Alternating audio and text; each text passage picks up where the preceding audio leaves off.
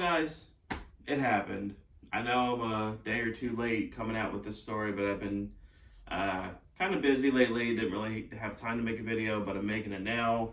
The Jaguars have fired former head coach Urban Meyer, and this isn't going to be a video where I'm on here talking smack on the guy and celebrating and everything. I'm not going to do that.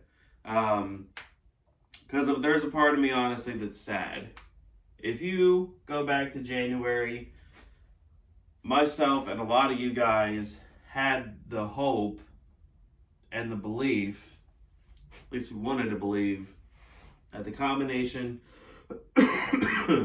of Urban Meyer and Trevor Lawrence coming to the Jaguars could give this franchise the new life, the new energy, the new hope that we haven't had in God knows how long. Unfortunately, that is not the case. Didn't happen. Looking back on it, Urban should have been fired in October when the whole thing came out where he didn't fly home with the team. That was a disgrace. And I'm not even, excuse me, sorry. That's not even including, I'm sorry, my throat's all messed up today.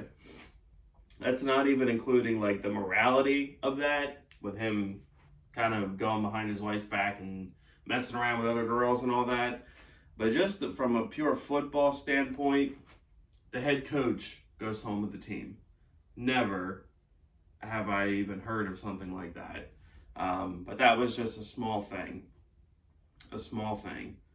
to kind of build up to this. Between not giving Trevor Lawrence the starting reps in training camp, giving it to Gardner Minshew, only to trade him a week before the season started. Anyway, it made no sense. To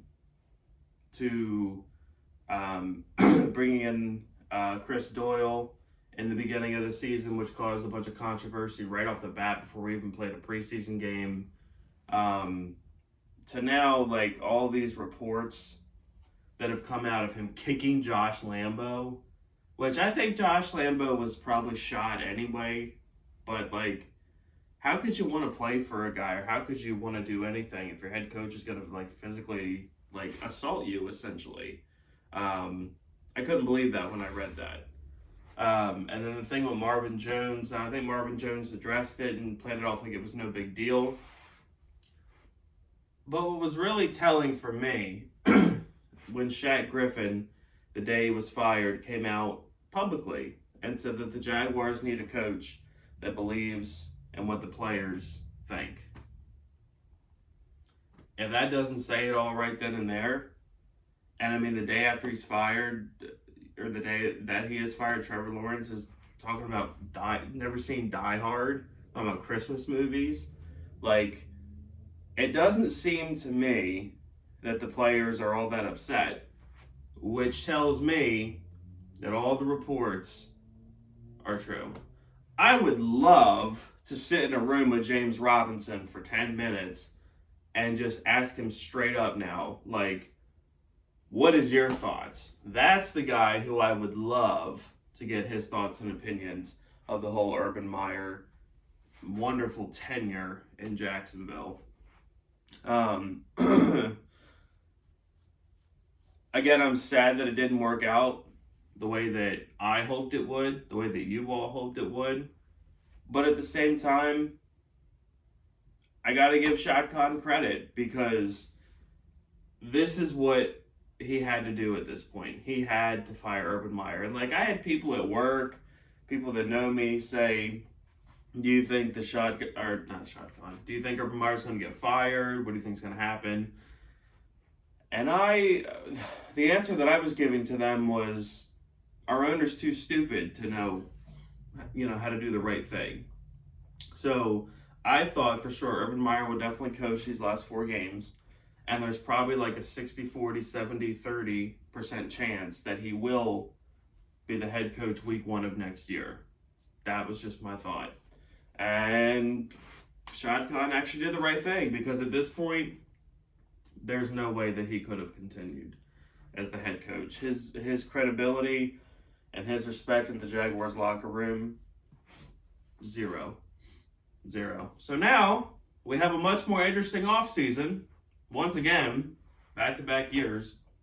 Well, it seems like every offseason for Jaguar fans, that's what we look forward to, because that's when change is going to come and new life and whatever crap that never actually happens. But we all buy into it anyway, and I'm the biggest one to commit that crime. So Urban Meyer is out. I can't think of his name. Darrell Bevel is now the interim head coach of the Jaguars for the next 4 games. The worst case scenario that can happen for the Jaguars is if the Jags go like 2-2. Okay, like let's say we beat Houston Sunday. We beat the Jets next week. We lose to the Patriots because we're going to lose to the Patriots. And then, like, let's say we play the Colts really good the last game of the year. The worst thing that could happen is for Shad Khan to look at that and hire Darrell Bevel as the head coach. That would be the absolute worst thing that could possibly happen. So I'm very conflicted this Sunday going into the Jags-Texans game because, for many reasons. 1, because of what I just said. 2, I want to see if this brings new life to the team. And I really want to know who was actually calling the offensive plays. Was it Darrell Bevel or was it Urban Meyer? Like, who was really behind the offense? I know Darrell Bevel already came out and said James Robinson's our starting running back and we're going to play him as such. Hey, he's already got a few brownie points from me for that. Because it's been the right thing to do since September. But Urban Meyer's got such a, love affair with Carlos Hyde. So, listen, if Darrell Bevel doesn't put Carlos Hyde in key third down situations, I already like him more than Urban, because that was really starting to get to me, to be honest. So, like I said, I want to see if the Jaguars play better on offense, like how all that works. But at the same time, and I know this is kind of like, you always want to win. Like, you hate to always be looking ahead at the draft. But if this Aiden Hutchinson dude and Thibodeau, like, if they're the real deal, like, if they're real, legit premier pass rushers, I have a feeling that the Lions, the Lions will probably take one of them. Or if some quarterback emerges, they may pick a quarterback to replace Jared Goff.